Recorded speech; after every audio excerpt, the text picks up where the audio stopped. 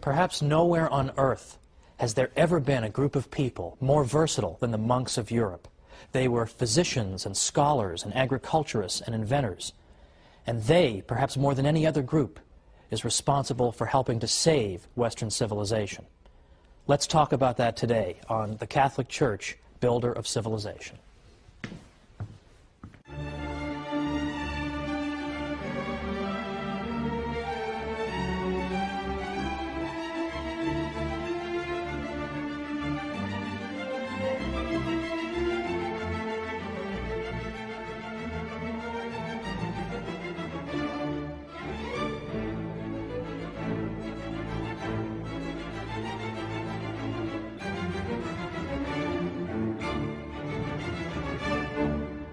Welcome once again to the Catholic Church, Builder of Civilization. I'm Thomas Woods.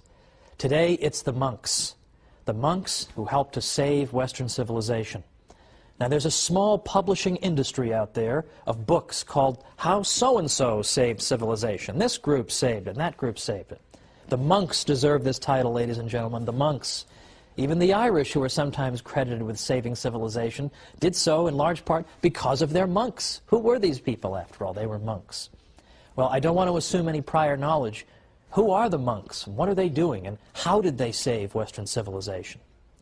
We already see in the 3rd century a tradition whereby women religious, we would call them, began to live together and share the same spiritual and prayer life and dedicated themselves to the care of the poor and the sick. So it's very easy to see in that the tradition of convents and the life of the nun. Also in the 3rd century we see a tradition among men to be hermits. The hermits were people who forsook everything, who pursued absolute solitude in order better to commune with God and to hear Him and to pray to Him. St. Anthony of the Desert in the mid-3rd century was a classic example of this. He lived to be over 100 years old, and he went out into the deserts of Egypt. The hermits typically lived completely alone. They would gather on Sundays to worship God, but otherwise they kept to themselves. And they tended small vegetable gardens to support themselves, or they made baskets, but otherwise theirs was a life of extreme solitude. Now, in a certain sense, this is all well and good, and the Church has never altogether repudiated the tradition of hermit life. In fact, she's had a pope who was a hermit in the 1290s, Pope Celestine V. But right away, there were critics of the hermit's life, because the hermit, who lived apart from anyone who could provide him spiritual guidance, sometimes engaged in spiritual practices that were, well, rather questionable. Some of them engaged in, shall we say, penances that were exaggerated, or some of them would go out of their way to wait until food rotted before they would eat it. And this type of thing would go on, and a good many Catholics began to argue that this is not a healthy thing. This is not what God intends. This is not what Christ is calling you to. For example, in the Christian East, St. Basil the Great repeatedly said that the life of the hermit is not the Christian one, ideally, because what we should be doing is living among our fellow human beings, ideally. That would be the best solution. The monks should live in solitude, but in a sense a kind of communal solitude, with other monks, with other people who have in effect retreated from the world. Now it's important to understand the monks are not saying that the world is evil, therefore we retreat from it, or that spaghetti and meatballs and an ice cream sundae are all evil, so therefore I want to deprive myself of them and eat more simply. To the contrary, because Catholics believe in the goodness of the created world, what the monks are saying is that the world is wonderful, it's a great thing, it's filled with a great many delights, and that's why it's such a sacrifice for us to give them up to show how much we love God. One of my friends has sometimes explained it this way: it's one thing to bring flowers for your wife. It's quite another to bring her flowers on a rainy, miserable day when she knows it was just an unbelievable ordeal for you to get those flowers and get back in the car and keep the vase from spilling over in the car. I've had plenty of experience with this, folks. This is exactly why the monks made sacrifices, to show how much they loved God. In the West, it was a man named Saint Benedict who argued that we need to have monks who live in a single place, and they live together, and they have the same spiritual regimen, and they live under the authority of an abbot. St. Benedict composed something called the Rule of St. Benedict, which was in effect an outline for how a monastery should be run. He wrote this around 529, and with the passage of time, this became the model for organizing monasteries. A monastery, of course, is where the monks live. And St. Benedict argued that the monks should live penitential lives, it's true, but not lives that are so penitential that it would disrupt their spiritual lives. We don't want that. We want them to live at the material level of about the average Italian peasant. That would be acceptable. They should get adequate sleep. They shouldn't do too much physical labor. They should be moderate in all things. Physical labor and prayer and study, and nothing out of moderation. The monasteries in Ireland were quite another story. There, the model, in effect, was working 14 hours a day, doing back-breaking labor, and then coming in and praying all the psalms. And this, it seemed to St. Benedict, was just too much, that you couldn't live a healthy spiritual life if you were being that rigorous with your physical body. Now, it should be mentioned, by the way, that the Irish monasteries attracted people from all over. They couldn't house them all, so they must have been doing something right. But this was St. Benedict's model. It was flexible, and it seemed to understand human nature very well. And it turns out that St. Benedict and his monks played an essential role in saving Western civilization at a critical moment and building up important parts of it. And yet, I will never forget, in my days as a professor in New York, after telling my class all about the monks and all the things they had done, I actually had a student say to me, "That's very interesting. Are there any monks today?" Well, that's just depressing, right? That she didn't even know there were still monks today. And so of course I told her, not only are there monks, I've got a million friends who are monks. I realize that's perhaps somewhat unusual, but I have a great many friends who are monks.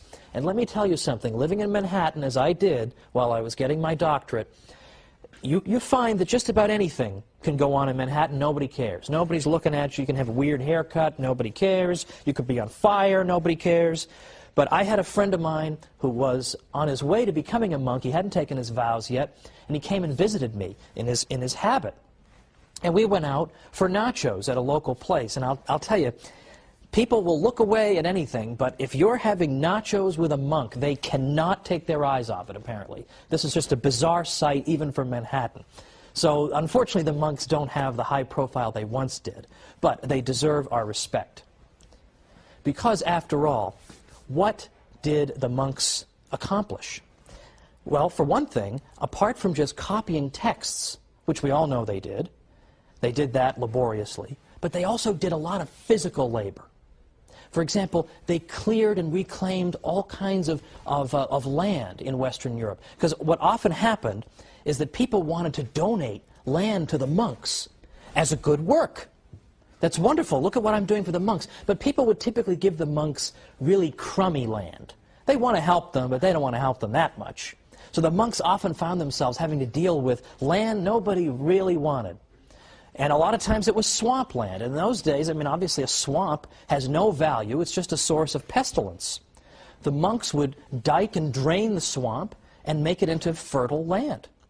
And a great many experts on the history of agriculture in Western Europe have said, for example, we owe the agricultural restoration of a great part of Europe to the monks. Another one said, wherever they came, they converted the wilderness into a cultivated country. They pursued the breeding of cattle and agriculture, labored with their own hands, drained morasses and cleared away forests. By them, Germany was rendered a fruitful country. And finally, every Benedictine monastery was an agricultural college for the whole region in which it was located.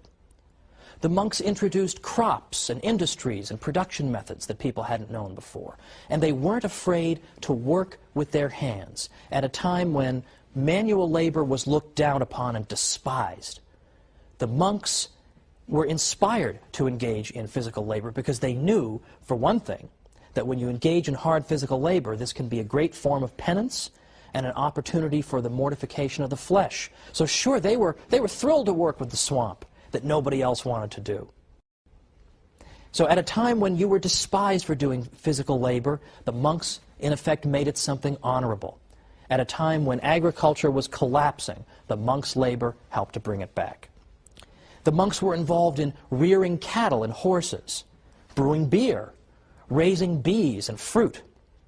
And all over Europe, they introduced essential aspects of local economies. For example, in Sweden, it was the corn trade that owed its existence to the monks. In Parma, cheese making. In Ireland, salmon fisheries. And in a great many places, the finest vineyards.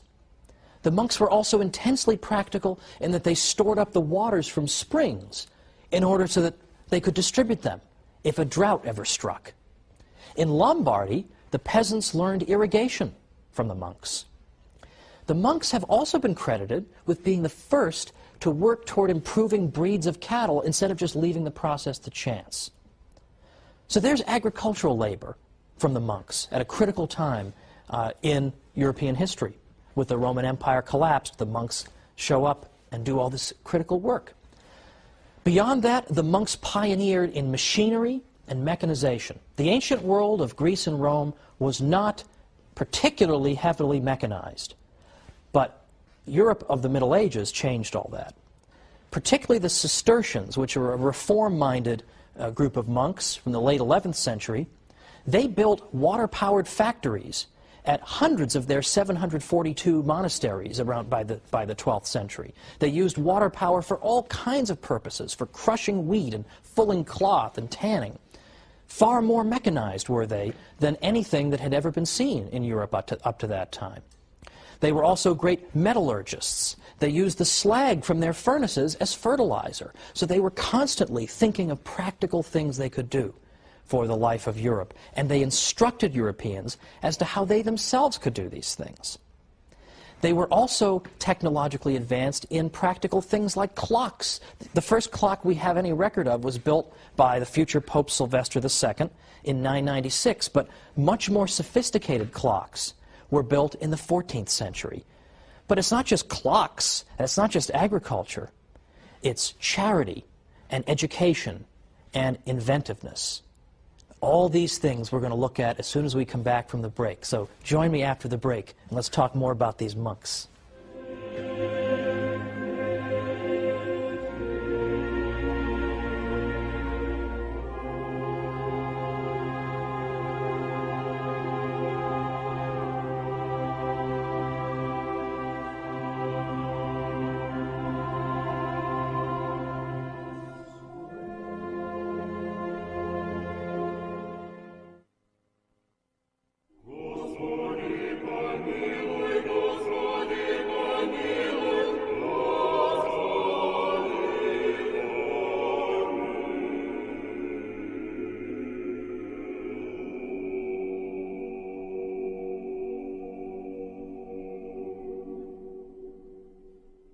Welcome back to the Catholic Church, builder of civilization.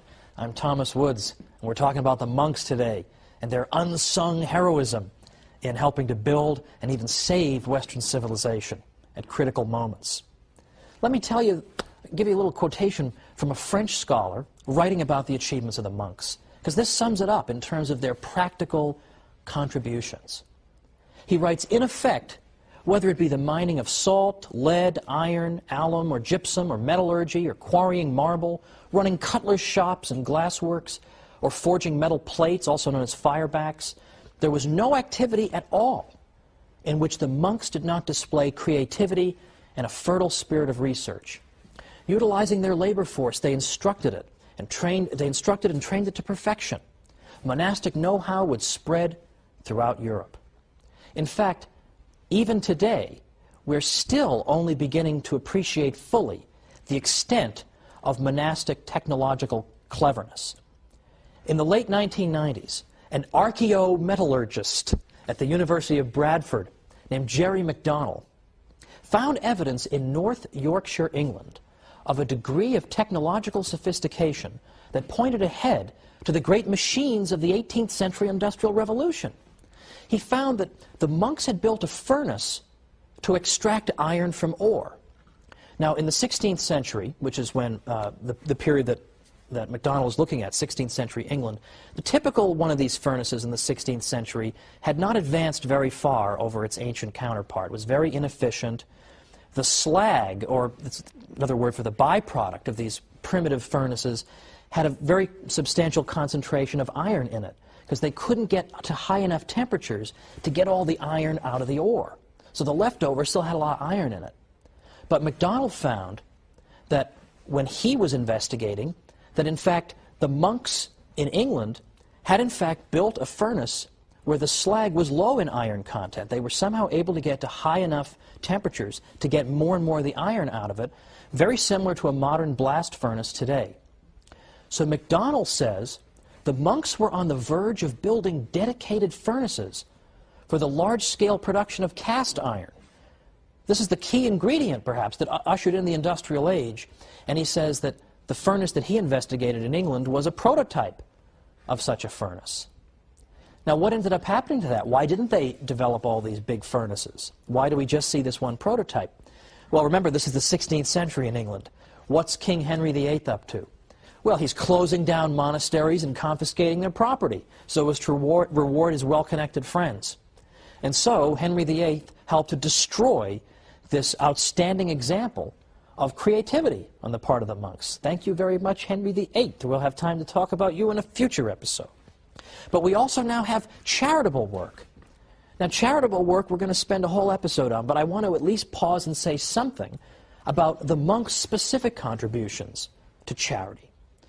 The rule of St. Benedict called for the monastery to dispense alms and hospitality to whatever extent its means permitted. Specifically, it instructed monasteries that all guests who come shall be received as though they were Christ. Now, the monasteries served as free inns where foreign travelers and pilgrims and the poor could find a safe resting place. I love this quotation from an old historian of the Norman Abbey of Bec. He said, "Let them ask Spaniards or Burgundians or any foreigners whatever how they have been received at Bec. They will answer that the door of the monastery is always open to all and that its bread is free to the whole world." In some cases, the monks were even known to make efforts to track down poor souls who, being lost or alone after dark, found themselves in need of emergency shelter.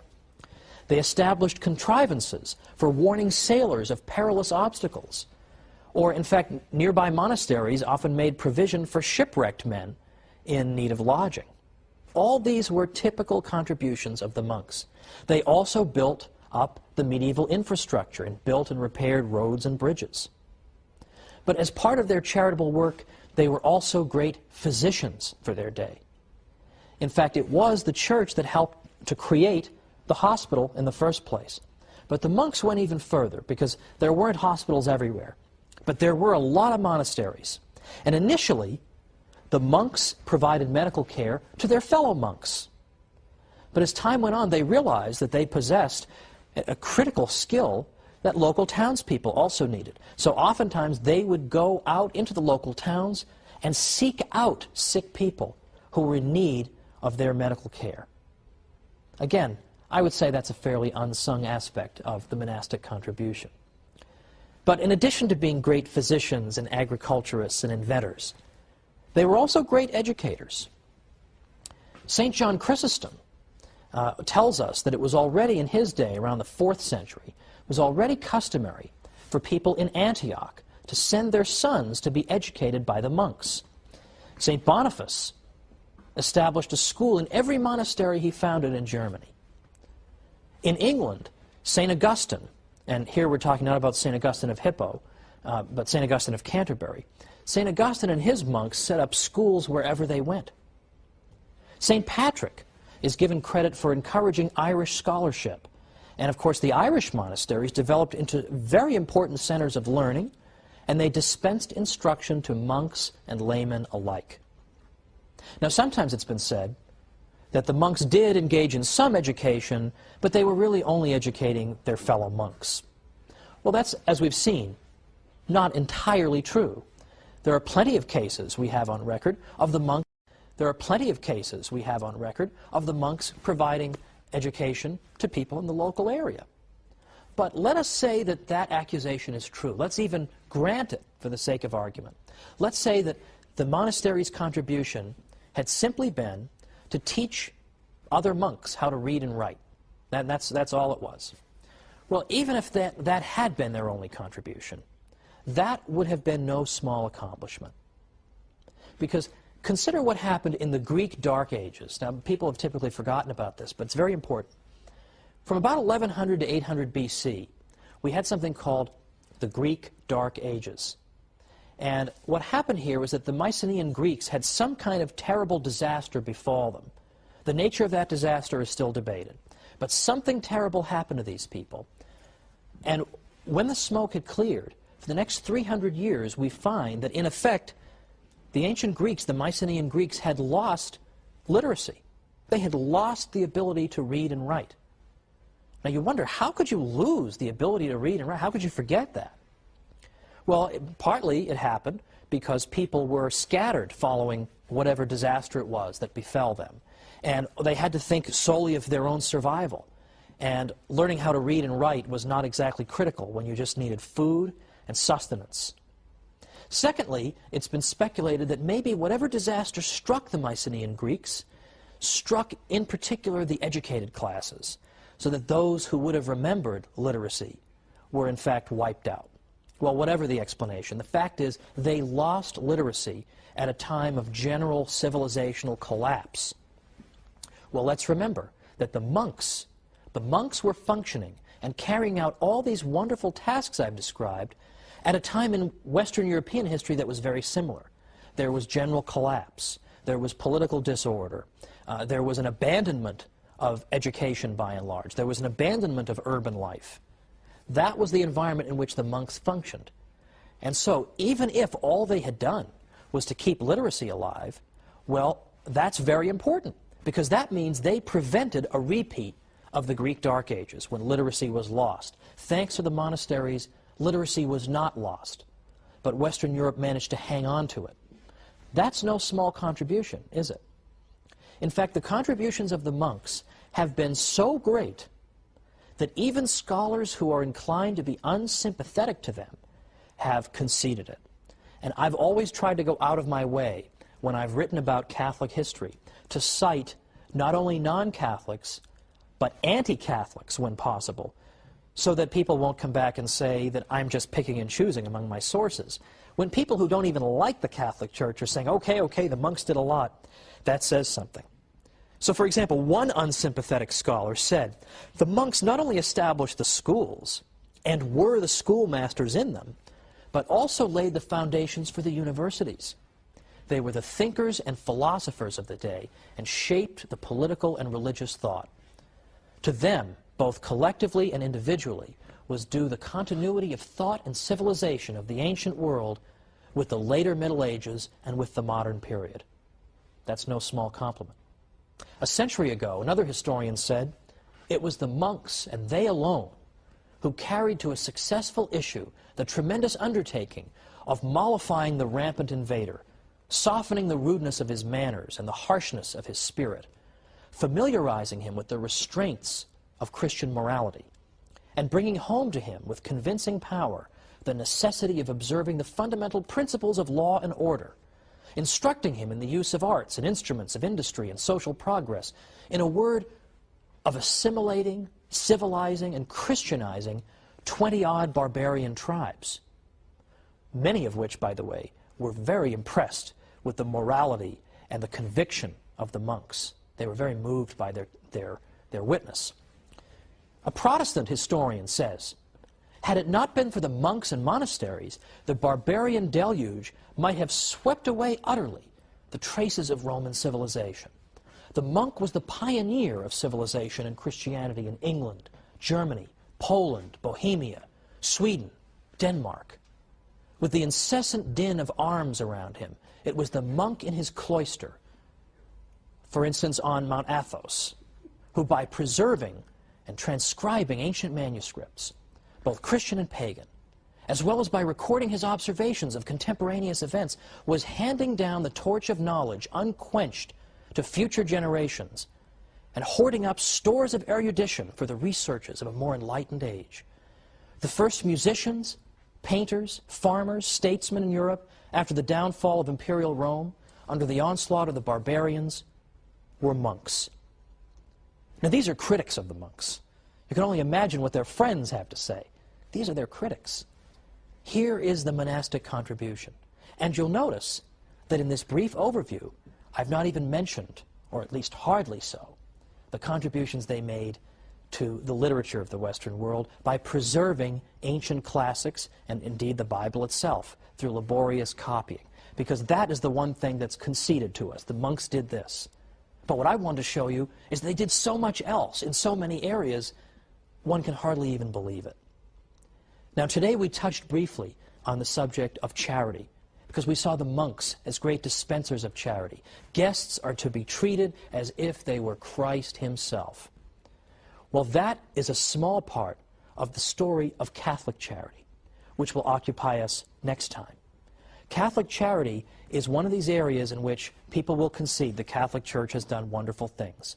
But what I want to suggest to you is that even we Catholics don't realize just how great Catholic charity is. It's a far more extraordinary story than even we believe.